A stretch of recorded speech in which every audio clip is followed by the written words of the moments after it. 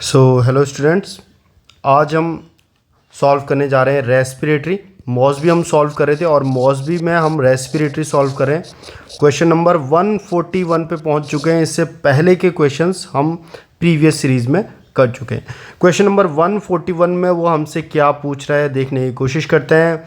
वो कह रहा, अ क्लाइंट हैज़ लैरिंजेक्टमी, क्लाइंट का लैरिंजेक्टमी किया गया है। The avoidance of which activity, कौन सी एक्टिविटी को अवॉइड किया जाए यह बताता है। Identified by the client, indicate the nurse teaching about activities and the stoma is understood. कौन सी चीज़ अगर पेशेंट अवॉइड करेगा तो हम ये समझ जाएंगे कि नर्स ने जो उसे समझाया है वो उसकी समझ में आ चुका है, स्टोमा से जुड़ा हुआ। आप याद रखें, लैरिंजेक्टमी के बाद ज़्यादातर पेशेंट्स में स्टोमा बनाया जाता है रेस्पिरेशन के लिए। देखिए मैं आपको दिखाता हूँ।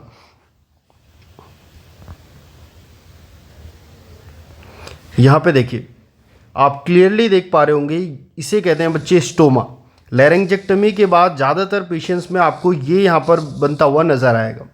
अब अगर किसी मरीज में ऐसा स्टोमा बना हो तो नर्स उसको क्या एडवाइस करती है, नर्स उसे कहती है कि आपको पानी के साथ यानी वाटर स्पोर्ट्स नहीं खेलने हैं, क्योंकि अगर आप पानी में गए और पानी यहाँ एंटर कर गया तो बच्चे आप सीधा पेशेंट की क्या हो जाएगी, डेथ, क्योंकि वो डूब जाएगा अगर यहाँ पानी एंटर कर गया। तो इसीलिए किसी भी पेशेंट की जिसकी लैरिंजेक्टमी है उसे बोलना है कि आपको वाटर स्पोर्ट्स से दूर रहना है, स्विमिंग वगैरह ये सारी चीज़ें से या स्विमिंग पूल वगैरह में आपको नहीं जाना है। यही इस क्वेश्चन का आंसर है। अब देखते हैं हमारे क्वेश्चन में हमसे क्या पूछा था। क्वेश्चन में पूछा था लैरिंजेक्टमी और किया, स्टोमा के लिए नर्स ने क्या बताया होगा। सीधा आंसर है बच्चे, किस चीज़ को अवॉइड करने के लिए बताया होगा, वाटर स्पोर्ट्स। तो सिंपल सा क्वेश्चन था, क्वेश्चन नंबर 141। बढ़ते हैं नेक्स्ट क्वेश्चन में। Next question, question number 142। कितना अच्छा क्वेश्चन है बच्चे, ये देखिए ध्यान से आप पढ़ेंगे तो आपको बहुत इजी लगेगी मॉसबी। ये कह रहा है, a client is admitted for an exacerbation of emphysema, यानी एम्फाइसीमा वॉर्स हो रहा है किसी पेशेंट में। अभी मैं आपको पहले इतना बता देता हूँ कि बच्चे एम्फाइसीमा किसके अंदर आता है, COPD। ठीक है, आपने रेस्पिरेटरी पढ़ा होगा, उसमें COPD के अंतर्गत क्या आता है, एम्फाइसीमा आता है। आगे हम पढ़ते हैं कि the client has fever, chills and difficulty breathing on exertion. एक मरीज है जिसकी जो एम्फाइसीमा है वो वॉशनिंग हो रही है और उसी मरीज में आप देख रहे हैं कि fever, chills, difficulty breathing on exertion आपको दिखाई दे रहा है। What is the priority nursing action based on the client history and present status. Priority nursing action क्या होगा मरीज की इस हालत को देखते हुए। ध्यान से सुनिए बच्चे। सबसे पहले तो मैं आपको एक गोल्डन पॉइंट बताता हूँ जो पूरी नर्सिंग में ये पॉइंट फेमस है कि COPD वाले को कभी भी ज़्यादा ऑक्सीजन नहीं देते। तो अगर कोई ऐसा ऑप्शन है जिसमें ज़्यादा ऑक्सीजन देने की बात कर रहा है तो उसे सबसे पहले गलत कर दो और हटा दो। तो बताओ, एम्फाइसीमा COPD में आता है और COPD में हमें पता है कि हम कभी भी ज़्यादा ऑक्सीजन नहीं देते हैं, क्योंकि COPD वाले मरीज में कम ऑक्सीजन का होना उसके रेस्पिरेटरी ड्राइव को बनाए रखता है। लेकिन अगर गलती से आपने COPD के मरीज को ज़्यादा ऑक्सीजन दे दी तो उसका जो रेस्पिरेटरी ड्राइव है, रेस्पिरेटरी सेंटर है, वो क्या हो जाएगा, डिप्रेस हो जाएगा, सप्रेस हो जाएगा। रेस्पिरेटरी ड्राइव सप्रेस हो जाएगी तो उसकी वजह से क्या हो जाएगा, उस मरीज में और ज़्यादा कम हो जाएगी ऑक्सीजन। समझ लो, यानी कि COPD के मरीज में कम ऑक्सीजन बनाए रखना एक अच्छी चीज़ है, क्योंकि अगर ऑक्सीजन ज़्यादा होगी तो उसको ब्रेन को लगेगा कि अब हमारे पास ऑक्सीजन है, तो वो रेस्पिरेशन की जो ड्राइव है उसको कम कर देगा, जिसकी वजह से और ज़्यादा मुश्किलें बढ़ सकती हैं और ज़्यादा ऑक्सीजन कम हो सकता है। ऑप्शन में ढूंढते हैं कहाँ पर लिखा हुआ है कि ऑक्सीजन बढ़ाएंगे। ऑप्शन नंबर 4 में, एडमिनिस्ट्रिंग हाई कंसेंट्रेशन ऑक्सीजन, गलत कर दो। नहीं, COPD में कभी भी ऑक्सीजन ज़्यादा नहीं देंगे। पहला ऑप्शन तो हमारा बाहर। फर्स्ट ऑप्शन पढ़ते हैं अब, checking for capillary refill. Capillary refill का COPD वगैरह से लेना देना कोई नहीं है। कैपिलरी रिफिल सिर्फ और सिर्फ टिश्यू परफ्यूजन को देखने के लिए किया जाता है। अगर कभी प्रश्न पूछा जाए कि शरीर के किसी हिस्से में ब्लड पहुंच रहा है या नहीं पहुंच रहा है, ये चीज़ें देखने के लिए कैपिलरी रिफिल करते हैं। 3 सेकंड के अंदर अगर मान लीजिए आप उस हिस्से को दबाते हैं, वहाँ पर ब्लैंचिंग होती है, वाइट कलर का हो जाता है, आप छोड़ते हैं तो 3 सेकंड के अंदर उसको वापस आना होता है, नॉर्मल रेड कलर का होना होता है, उसे हम नॉर्मल कैपिलरी रिफिल टाइम बोलते हैं। तो ये टिश्यू परफ्यूजन को देखने के लिए किया जाता है। ये ऑक्सीजन या COPD से इसका कोई भी लेना देना नहीं है। नेक्स्ट, एक ऑप्शन आपको यहाँ पर लग सकता है कि हम सर सक्शनिंग करेंगे सीक्रेशन का एयरवे से, लेकिन ये आपको लग सकता है कि सही आंसर हो सकता है, लेकिन ये आंसर सही नहीं है। क्यों, मैं इसका रीज़न बताता हूँ। अगर आप ध्यान से प्रश्न पढ़ें तो इस प्रश्न में कहीं पर भी ये नहीं लिखा हुआ है कि मरीज को रेस्पिरेशन में दिक्कत हो रही है। कुछ तो लक्षण दिखे जिसमें आप सक्शनिंग करने की इच्छा जाहिर करें। मान लीजिए अगर ऐसा आता कि मरीज को बबलिंग साउंड हो रही है ना, या फिर मरीज में कुछ भी क्रैकलिंग साउंड हो रही है, या फिर मरीज में जब भी वो रेस्पिरेशन ले रहा है उस समय पे साउंड प्रोड्यूस हो रही है, तो हम समझते हैं कि यार ऑब्स्ट्रक्शन है, इसीलिए हम सक्शनिंग करते हैं। लेकिन आप पूरा क्वेश्चन पढ़िए, मरीज को फीवर हो रहा है, चिल्स हो रहा है, डिफिकल्टी ब्रीदिंग हो रही है, लेकिन वहाँ पर ऐसी कोई भी चीज़ या साइन एंड सिम्टम नहीं लिखा हुआ है जिससे ये लग रहा हो कि मरीज को सक्शनिंग की ज़रूरत है। इसीलिए बिल्कुल सही आंसर कौन सा जाएगा, जो करेक्ट आंसर है वो जाएगा आपका option number second, encouraging increase fluid intake. Fluid intake को इंक्रीज करेंगे। क्यों बच्चे? क्योंकि जब भी किसी को रेस्पिरेटरी से रिलेटेड कोई दिक्कत होती है, याद रखना, जब भी किसी की रेस्पिरेटरी रेट बढ़ा हुआ है तो CO2 के साथ, यानी जब वो एक्सेल करेगा उस समय पर कुछ अमाउंट ऑफ वाटर भी लॉस होता है। ठीक है, आपने पढ़ा होगा इनसेंसिबल लॉस के बारे में, तो कुछ अमाउंट ऑफ वाटर भी लॉस होता है। इसीलिए मरीज को ज़्यादा से ज़्यादा पानी पिलाना होता है, बहुत ज़्यादा पानी पिलाना होता है। जिन मरीजों को रेस्पिरेटरी से रिलेटेड दिक्कत होती है, जिनका रेस्पिरेटरी रेट बड़ा होता है, उनमें ज़्यादा से ज़्यादा पानी पिलाएं। ठीक है, आगे बढ़े, क्वेश्चन नंबर 143 में चलते हैं। क्वेश्चन नंबर 143 देखते हैं क्या पूछ रहा है। पूछा, a nurse is caring for a client whose histories include various health problem. These problems include, अब देखो मरीज को क्या क्या है, स्कारलेट फीवर है, ओटाइटिस मीडिया है, बैक्टीरियल एंडोकार्डाइटिस है, रूमेटिक फीवर है एंड ग्लोमेरुलोनेफ्राइटिस है। ये कह रहा है what common factor linking these disease should the nurse consider. अगर किसी व्यक्ति को जिसकी हिस्ट्री में है उसको scarlet fever, otitis media, bacterial endocarditis, rheumatic fever, glomerulonephritis, ये सारी दिक्कतें हो रही हैं, तो उस मरीज में कौन सा कॉमन फैक्टर है जिसकी वजह से ये सारी दिक्कतें हो रही हूँ। और याद रखना, इसमें ऑप्शन देखने की आपको ज़रूरत नहीं है। वैसे भी टारगेट हाई मॉसबी में कई बारी क्वेश्चन पूछा हुआ है कि रूमेटिक फीवर किससे होता है, बैक्टीरियल एंडोकार्डाइटिस किससे होता है, ग्लोमेरुलोनेफ्राइटिस किससे होता है, ओटाइटिस मीडिया किससे होता है, स्कारलेट फीवर किससे होता है, और इन सब का एक ही आंसर है, और वो आंसर है स्ट्रेप्टोकोकल ऑर्गेनिज्म। आपने देखा होगा, आपने नाम सुना होगा ग्रुप बी स्ट्रेप्टोकोकल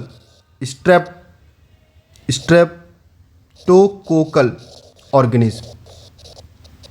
ये याद रखिएगा, ये एक ऑर्गेनिज्म है, ग्रुप बी स्ट्रेप्टोकोकल ऑर्गेनिज्म, जिसकी वजह से ग्लोमेरुलोनेफ्राइटिस होता है, रूमेटिक फीवर होता है, बैक्टीरियल एंडोकार्डाइटिस होता है, ओटाइटिस मीडिया होता है, स्कारलेट फीवर होता है।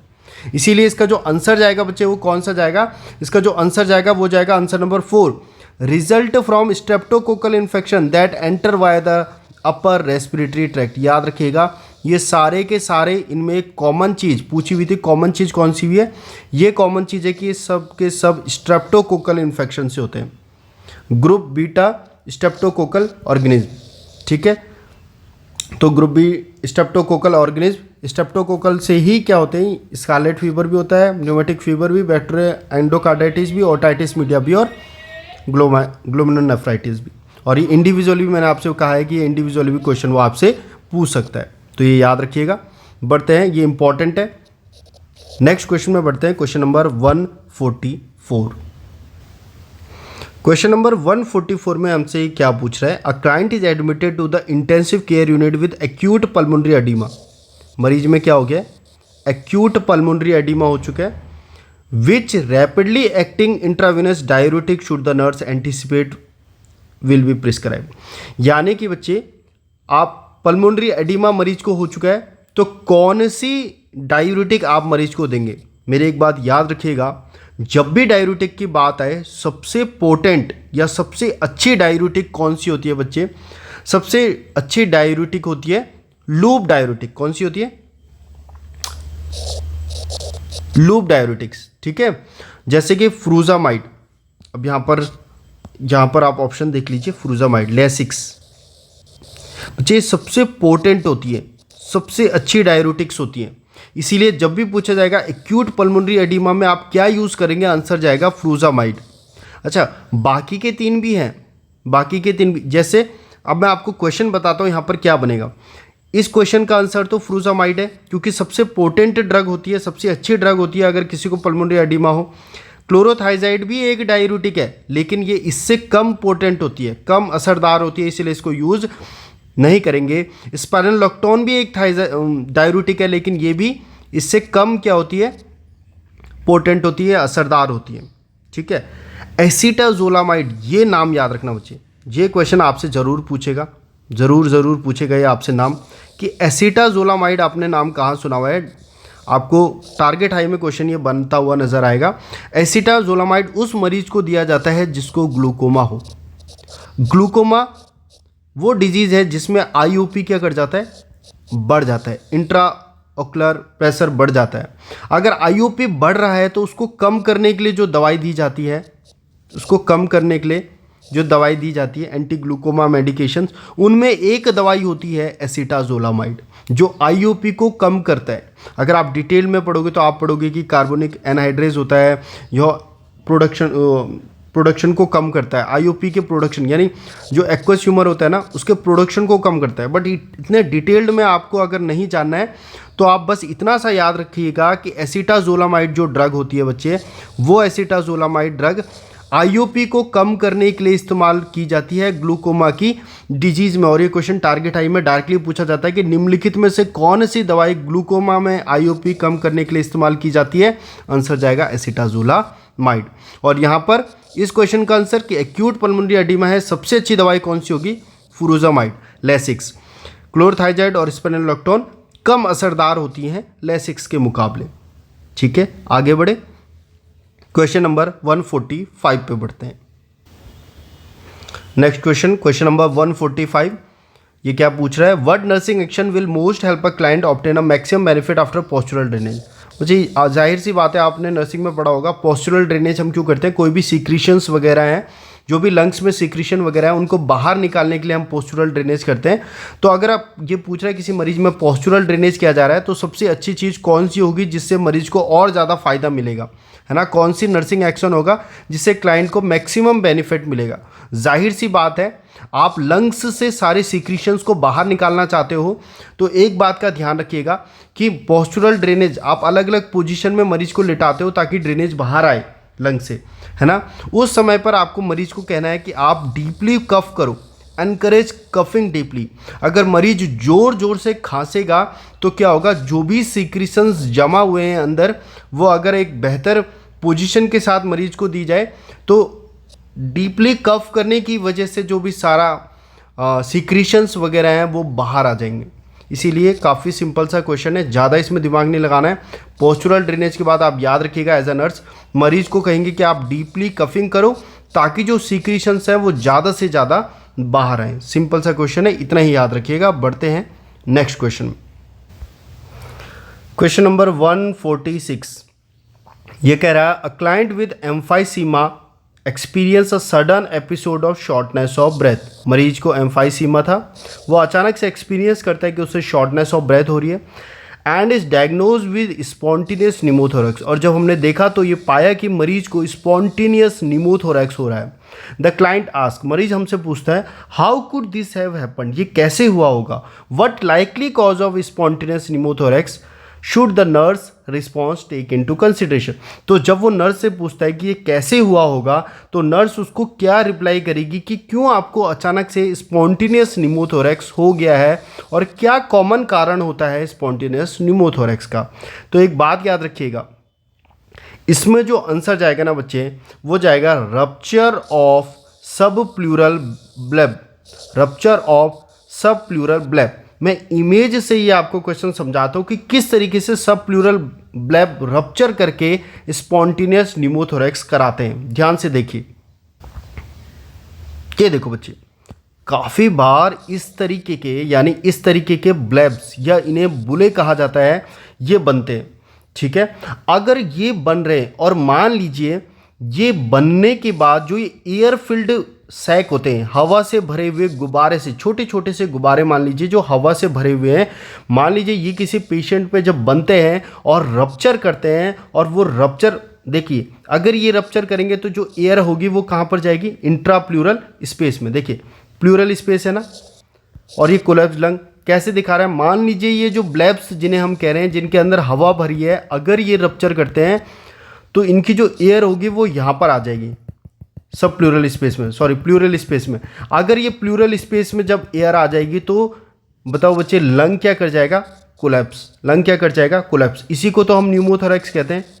न्यूमोथोरैक्स आप जानते हैं ना, एयर का कहाँ पर भर जाना, प्लूरल स्पेस में, जिसकी वजह से लंग कोलैप्स कर जाते हैं। अब ये एयर का प्लूरल स्पेस में भर जाने का कारण क्या है बच्चे, ये जो ब्लैब्स थे, ये जो ब्लैब्स या जिन्हें हम बुले कह रहे हैं, इनका रप्चर होना, ये रप्चर हो रहे हैं और इनके अंदर जो एयर भरी हुई है वो आ जा रही है प्लूरल स्पेस में, जिसकी वजह से अब लंग कोलैप्स करके हो चुका है। देखिए इतना बड़ा स्पेस है लेकिन लंग कोलैप्स कर चुका है और यहाँ पर पूरी एयर भर चुकी है। ठीक है, तो याद रखिएगा स्पॉन्टेनियस न्यूमोथोरैक्स का एक कारण होता है रप्चर ऑफ ब्लैब्स या फिर बुले। यहाँ पर देखिए लिखा हुआ है primary spontaneous pneumothorax is due to formation of small sac of air, जिन्हें हम ब्लैब्स कहते हैं, in the lungs that rupture. अगर वो रप्चर करते हैं causing air to leak in the pleural space, जैसे वो रप्चर करते हैं एयर कहाँ पर भर जाती है बच्चे, प्लूरल स्पेस में। This create pressure on the lung that lead to its collapse. अब यहाँ पर एयर का पूरा दबाव होगा जिसकी वजह से लंग्स क्या कर जाएगा, कोलैप्स कर जाएगा। समझ में आया? तो आज के बाद जब भी आप मौसमी पढ़े ये बात ध्यान रखिएगा, स्पॉन्टेनियस न्यूमोथोरैक्स होने का एक कारण होता है कि इन ब्लैब्स या बुले रप्चर कर जाते हैं, जिसकी वजह से इनकी जो एयर होती है वो यहाँ पर भर जाती है प्लूरल स्पेस में और लंग कोलैप्स कर जाता है। ठीक है, अब देखिए क्वेश्चन को। तो क्वेश्चन को जब भी आप देखते हैं वो पूछता है स्पॉन्टेनियस न्यूमोथोरैक्स होने का क्या कारण होगा, रप्चर ऑफ सब प्लूरल ब्लैब। ठीक है, आगे बढ़े, क्वेश्चन नंबर 147 में बढ़ते हैं। अब देखते हैं क्वेश्चन नंबर 147। ये कह रहा है client is diagnosed with emphysema, मरीज को एम्फाइसीमा हो रहा है। For what long term problem should the nurse monitor the client, किस लॉन्ग टर्म प्रॉब्लम के लिए नर्स पेशेंट को देखेगी। अब मैं आपको बताता हूँ एम्फाइसीमा एक्चुअल में होता क्या है। हमने पढ़ा हुआ है बच्चों, हमने पढ़ा हुआ है एम्फाइसीमा क्या होता है। मान लीजिए ये देखिए ये नॉर्मल एल्वुलाई है ना, जब इस नॉर्मल एल्वुलाई का परमानेंट डायलेशन हो जाता है, ये देखिए बच्चे परमानेंट एबनॉर्मल डायलेशन हो जा रहा है एल्वुलाई का, इसी को क्या कहते हैं, एम्फाइसीमा। इसी को क्या कहते हैं, एम्फाइसीमा, यानी नॉर्मल एल्वुलाई का एबनॉर्मली परमानेंटली डायलेट कर जाना। ठीक है, और ये बात आप जानते होंगे कि जो व्यक्ति लॉन्ग टर्म तक स्मोकिंग करते हैं उनको एम्फाइसीमा का सबसे बड़ा रिस्क होता है। इसीलिए तो प्रश्न कई बार एग्जाम से पूछा हुआ है, टारगेट हाई में भी पूछा हुआ है कि अगर किसी मरीज को एम्फाइसीमा है तो उसको हम क्या एडवाइस करेंगे कि आपको स्मोकिंग को स्टॉप करना है। ठीक है, नर्स एडवाइस करती है कि आपको स्मोकिंग नहीं करना है, ये क्वेश्चन भी आता है। तो आप समझ के, अगर ये नॉर्मल एल्वुलाई है तो उनका परमानेंट एबनॉर्मल डायलेशन हो जाना क्या कहलाता है, एम्फाइसीमा। अब क्वेश्चन में आते हैं कि वो हमसे क्या चाहता है। वो पूछ रहे हैं हमसे लॉन्ग टर्म प्रॉब्लम क्या हो सकती है अगर किसी मरीज को एम्फाइसीमा हो तो। मेरी बात सुनिए, नॉर्मल एल्वुलाई कैसी थी, इस तरीके से, और जो एबनॉर्मल एल्वुलाई हमने पढ़ी वो डायलेटेड थी। तो मेरी बात सुनिए कि क्या इसमें CO2 रिटेन करेगी, जी करेगी। CO2 बॉडी के अंदर हो क्या कर जाएगी, बढ़ जाएगी। क्यों, क्योंकि CO2 को जाना था बाहर, लेकिन अब एल्वुलाई की सरफेस बढ़ चुकी है, तो अब CO2 यहाँ क्या करेगी, रिटेन करेगी। तो उस व्यक्ति के अंदर आप देखोगे CO2 की मात्रा आपको ज़्यादा मिलेगी, और जब CO2 की मात्रा ज़्यादा मिलती है तो बताओ कौन सी कंडीशन होती है मरीज को, एल्कोलोसिस या फिर एसिडोसिस। आंसर क्या जाएगा, एसिडोसिस। तो दो बातें याद रखना, जब भी मरीज को एम्फाइसीमा हो, क्योंकि एबनॉर्मल परमानेंट डायलेशन हो चुका है, एल्वुलाई का डिस्ट्रक्शन हो चुका है उसकी सरफेस का, उस वजह से आपको CO2 का लेवल उस व्यक्ति में ज़्यादा देखने को मिलेगा। और जब भी CO2 का लेवल व्यक्ति में ज़्यादा होता है उसे हम क्या कहते हैं, रेस्पिरेटरी एसिडोसिस। तो अब इसके हिसाब से बताइए आंसर क्या जाएगा, CO2 retention, carbon dioxide retention. कौन सी लॉन्ग टर्म प्रॉब्लम देखने को मिलेगी मरीज में कि मरीज में CO2 का लेवल क्या करता जाएगा, बढ़ता जाएगा, क्योंकि एल्वुलाई डैमेज हो चुके हैं। ठीक है, और इस तरीके से आपको ऑप्शन चेंज करके ये भी लिख सकता है रेस्पिरेटरी एसिडोसिस, रेस्पिरेटरी एसिडोसिस भी मरीज में देखने को मिलेगी। और मैं आपको बता चुका हूँ, जब भी रेस्पिरेटरी से रिलेटेड कोई प्रॉब्लम होती है या फिर रेस्पिरेटरी ऑब्स्ट्रक्शन देखने को मिलता है, उस समय पर मुझे बताइए CO2 बाहर नहीं जा पाता है। और अगर CO2 बाहर नहीं जा पा रहा है तो मरीज में हमेशा एसिडोसिस होगा। मरीज में क्या होगा? एसिडोसिस होगा। याद रखना, हर रेस्पिरेटरी ऑब्स्ट्रक्शन वाली दिक्कत में मरीज को एसिडोसिस होगा। आगे बढ़ते हैं 148 में। क्वेश्चन नंबर 148 ये पूछ रहा है, अ spontaneous pneumothorax is suspected in a client with history of emphysema. मरीज की हिस्ट्री ऑफ एम्फाइसीमा है और मरीज को स्पॉन्टेनियस न्यूमोथोरैक्स हो रहा है। कुछ देर पहले ही मैंने आपको डायग्राम दिखाया। In addition to calling the health care provider, what should the nurse do? Doctor को बुलाने के साथ साथ और कौन सा काम है जो नर्स करेगी?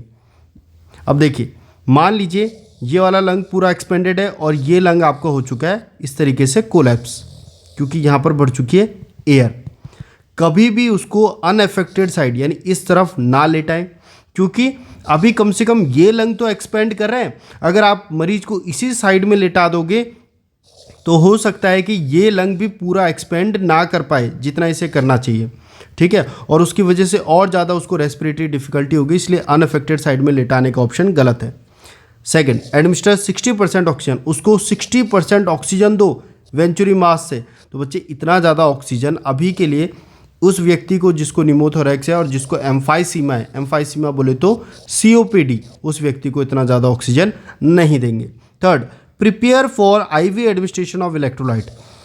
आप IV एडमिनिस्ट्रेशन करोगे इलेक्ट्रोलाइट्स का, ये नर्स का फंक्शन नहीं है, क्योंकि इसके लिए उसे प्रिस्क्रिप्शन चाहिए। अगर डॉक्टर्स ऑर्डर्स लिखेगा उसी के बाद वो क्या कर सकती है, इलेक्ट्रोलाइट्स पेशेंट को दे सकती है। लेकिन एक काम है जो नर्स खुद से कर सकती है, वो कौन सा है?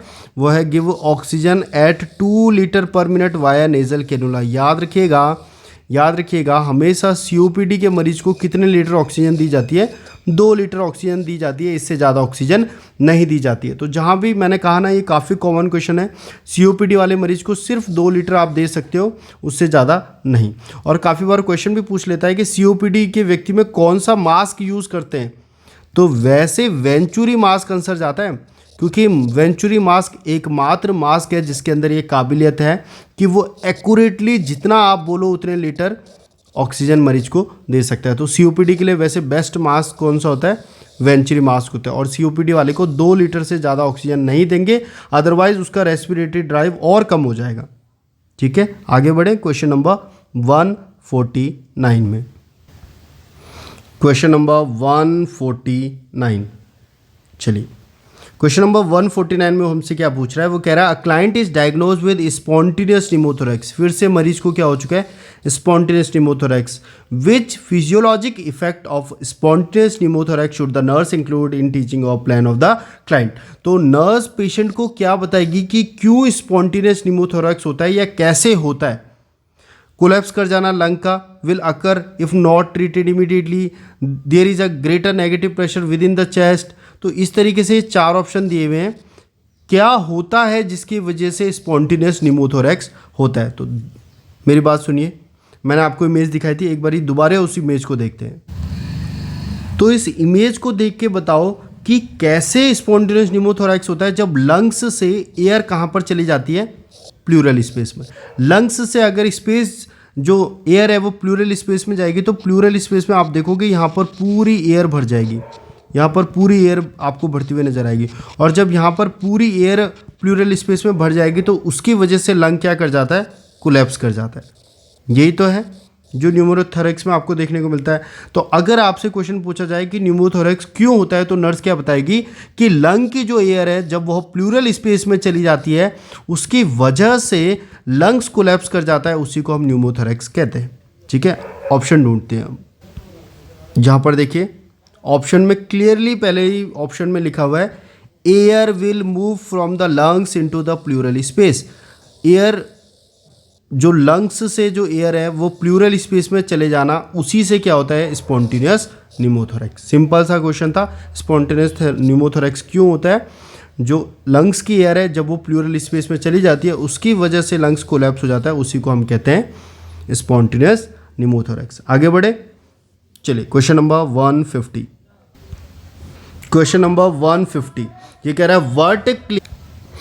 है व्हाट क्लिनिकल इंडिकेटर्स, यानी क्या साइन एंड सिम्टम देखेगी nurse, should the nurse expect to identify when a client with spontaneous pneumothorax. क्या पूछ रहा है कि अगर किसी व्यक्ति में स्पॉन्टेनियस निमोथोरैक्स हो रहा है, अगर किसी व्यक्ति में स्पॉन्टेनियस निमोथोरैक्स हो रहा है तो उनमें कौन कौन से लक्षण दिखाई देंगे। याद रखिएगा, कभी भी आपसे पूछ सकता है, टारगेट हाई में भी डायरेक्टली आपसे पूछेगा।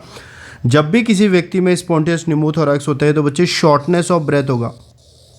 पहले तो व्यक्ति को सांस लेने में दिक्कत होगी, और जिस साइड में उसको निमोथोरैक्स हो रहा है उस साइड में, यानी उसी साइड में यूनिलैटरल आपको क्या देखने को मिलेगा, चेस्ट पेन। तो याद रखना, शॉर्टनेस ऑफ ब्रेथ और जिस साइड में निमोथोरैक्स हो रहा है उस साइड में यूनिलैटरल चेस्ट पेन, ये दो ही साइन एंड सिम्टम है जो आपको स्पॉन्टेनियस निमोथोरैक्स में देखने को मिलेंगे। ठीक है, तो ये याद रखिएगा, option number second and third, shortness of breath and unilateral chest pain. बढ़ते हैं क्वेश्चन नंबर 151। क्वेश्चन नंबर 151 ये कह रहा है क्लाइंट को न्यूमोथोरैक्स है और उसको क्लोज चेस्ट ड्रेनेज सिस्टम लगा हुआ है। तो ये बताइए, इनमें से आइडेंटिफाई करिए कि कौन से चैम्बर में वाटर सील है। यानी बच्चे, पहली बात, मैंने आपको वाटर सील ड्रेनेज पढ़ाया हुआ है, तो आप मेरी वीडियोस के सेक्शन में वाटर सील ड्रेनेज एक बार ही पढ़ लीजिए, इंपॉर्टेंट है। उसमें मैंने पूरा डिस्क्राइब किया हुआ है इमेज के साथ। ठीक है, यहाँ पर अगर मैं इस क्वेश्चन में देखूँ तो इसमें इतना क्लियरली विजिबल नहीं है, लेकिन आप बता सके कि ऑप्शन नंबर थर्ड, ये जो वाटर सील ड्रेनेज है, इसमें ऑप्शन नंबर थर्ड यानी सी, दिस वन, ये वाटर सील ड्रेनेज को बना रहा है। वाटर सील ड्रेनेज का मतलब क्या होता है बच्चे, ये water seal drainage one way valve होता है जो एयर को अलाउ करता है प्लूरल स्केप से निकल, मतलब प्लूरल स्पेस से वो बाहर आ जाए, लेकिन वापस सिस्टम से क्लाइंट में एयर ना जा पाए। समझ रहे हो आप? वाटर सील यानी क्या होता है, मान लीजिए एयर हम रिमूव कर रहे हैं पेशेंट से, तो पेशेंट से एयर तो यहाँ पर आ जाए, लेकिन यहाँ से वापस एयर पेशेंट में ट्रेवल ना करे, इसीलिए हम वाटर सील मेंटेन करते हैं। आप एक बारी वो वीडियो देखेगा वाटर सील ड्रेनेज की, क्योंकि one of the very very very important ये टॉपिक है वाटर सील ड्रेनेज। एक ना एक क्वेश्चन हर एग्जाम्स में आएगा कि कब वाटर सील में फ्लक्चुएशन होगी, कब फ्लक्चुएशन स्टॉप हो जाएगी, अगर फ्लक्चुएशन हो रही है तो नॉर्मल है या नहीं, अगर सक्शन चैम्बर में फ्लक्चुएशन है तो नॉर्मल है या नहीं, अगर सक्शन चैम्बर में बहुत ज़्यादा फ्लक्चुएशन है तो नॉर्मल है या नहीं, वाटर सील में फ्लक्चुएशन नॉर्मल है या नहीं, है ना। कभी वाटर सील का ऑब्स्ट्रक्शन होगा तो हम क्या करेंगे, अगर पेशेंट की साइड से ट्यूब निकल जाएगी तो हम क्या करेंगे, अगर जहाँ पर हमने कनेक्ट कर रखा है ड्रेनेज सिस्टम में वहाँ पर अगर ट्यूब निकल जाएगी तो हम क्या करेंगे। ये बहुत सारे क्वेश्चन बनते हैं वाटर सील ड्रेनेज से, और ये उस वीडियोस को देखकर आपको समझ में आ जाएगा, तो मैं यहाँ पर इसको डिस्कस नहीं कर रहा हूँ। चलिए आगे बढ़ते हैं। One of the very important topic है बच्चे वाटर सील ड्रेनेज, तो ध्यान रखिएगा। एक क्वेश्चन लेकिन मैं आपसे पूछना चाहता हूँ कि वाटर सील जो चैम्बर होता है ना, वहाँ पे मुझे बताइए आप कितना NS कितना फिल करते हैं।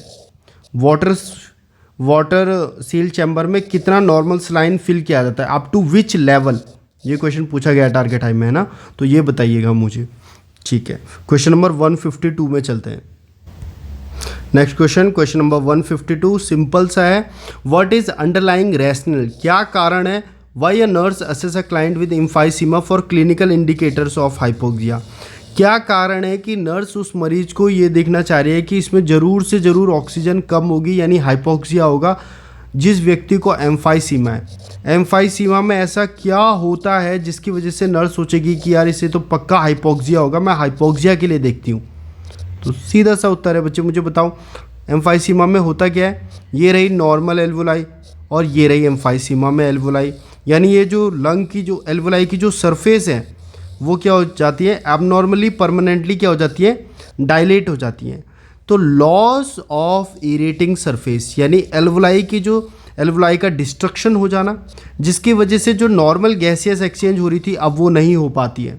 ठीक है, तो एरेटिंग सरफेस का लॉस हो जाना, या फिर ये जो एल्वोलाई की सरफेस है इसका डिस्ट्रक्शन हो जाना, जिसकी वजह से CO2 का लेवल बढ़ जाएगा और O2 का लेवल, ऑक्सीजन का लेवल ब्लड में कम हो जाएगा। तो आंसर सीधा सा है, किस चीज़ के लिए नर्स देखेगी कि उस मरीज को हाइपोक्सिया हो सकता है, जिस मरीज में एम्फाइसीमा होगा, क्योंकि नर्स जानती है कि उसका जो एरेटिंग सरफेस है एल्वोलाई का वो लॉस हो चुका है, डिस्ट्रक्शन हो चुका है, इस वजह से अब वो अबनॉर्मली डायलेट कर गई है और अब CO2 का लेवल ज़्यादा होगा और ऑक्सीजन का लेवल कम होगा, इसीलिए नर्स सोचेगी कि उसमें हाइपोक्सिया देखने को मिलेगा। सिंपल सा क्वेश्चन है।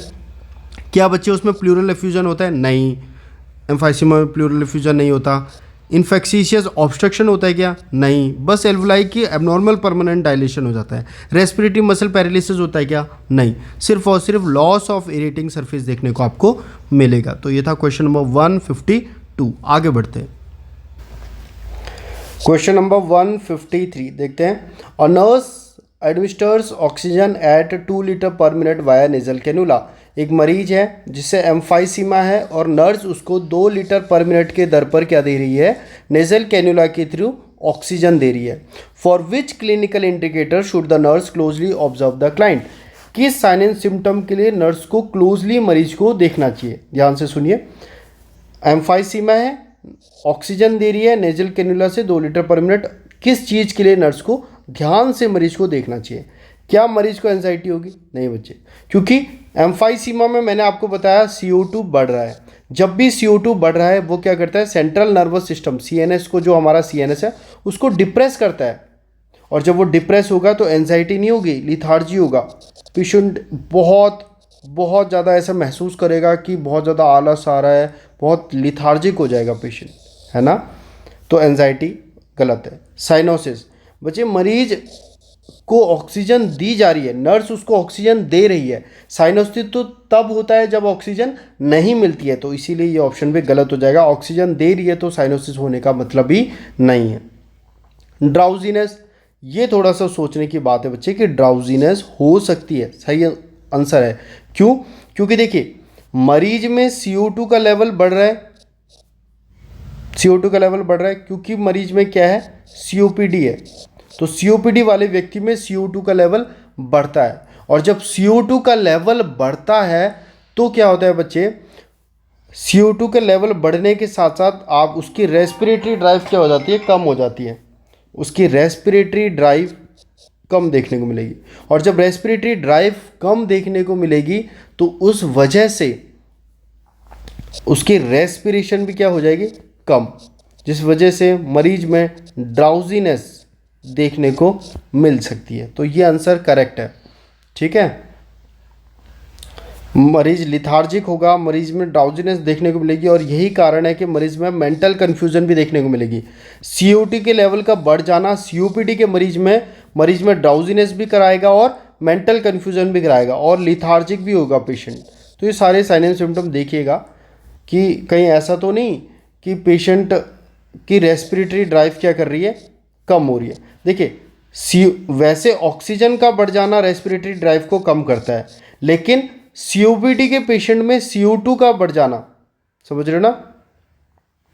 यहाँ पर ऑक्सीजन लिखेंगे जो ज़्यादा बेहतर होगा, क्योंकि CO2 बच्चे, CO2 तो रेस्पिरेटरी को क्या करता है? COPD वाले व्यक्ति में रेस्पिरेटरी को बनाए रखने के लिए CO2 का बढ़ा हुआ होना ज़रूरी है। यहाँ पर ऑक्सीजन लिखेंगे, ये शायद मुझसे मिस्टेक हो गई है यहाँ पर, आई एम सॉरी। ऑक्सीजन का, मैं यहाँ पर ऑक्सीजन बोलना चाहता था, गलती से मैंने CO2 बोल दिया। ऑक्सीजन का बड़ा, यानी जितनी ज़्यादा ऑक्सीजन होगी रेस्पिरेटरी ड्राइव बच्चे उतनी कम होगी, और रेस्पिरेटरी ड्राइव कम होगी, रेस्पिरेशन कम होगा तो मरीज ड्राउजी रहेगा, लिथार्जिक रहेगा, मरीज में ड्राउजीनेस देखने को मिलेगी, मेंटल कन्फ्यूजन देखने को मिलेगा, ठीक है। सो सॉरी, मैंने ये गलत आपको गलती से बता दिया, याद रखिएगा। ऑक्सीजन बढ़ना COPD के मरीज में बहुत ख़राब बात है, क्योंकि ऑक्सीजन बढ़ेगी तो रेस्पिरेटरी ड्राइव कम हो जाएगी और मरीज में कन्फ्यूज़न, ड्राउजीनेस, ये सब देखने को मिलेगा, ठीक है। तो इस वाले पार्ट में, इस वाले स्लाइड में इतना ही। नेक्स्ट वीडियोज़ में नेक्स्ट क्वेश्चन डिस्कस करेंगे। मुझे 2-4 चीज़ें अगर आप बता पाएँ, जैसे कि मैं आपसे पूछ लेता हूँ, drug of choice of MRSA की ड्रग ऑफ चॉइस मुझे बताइएगा। एक क्वेश्चन मैं ये आपसे पूछना चाह रहा हूँ, और मुझे आप ये बताइएगा रीसेंट वाटर कंटेमिनेशन, हम कैसे पता करेंगे कि कोई भी तालाब का पानी या कोई भी पानी है उसका अभी अभी रिसेंटली वो कंटेमिनेटेड हुआ है, और किस से हम पता करेंगे कि रिमोट कंटेमिनेशन। दोनों बातें बताइएगा मुझे, ताकि टाइम में क्वेश्चन आते हैं।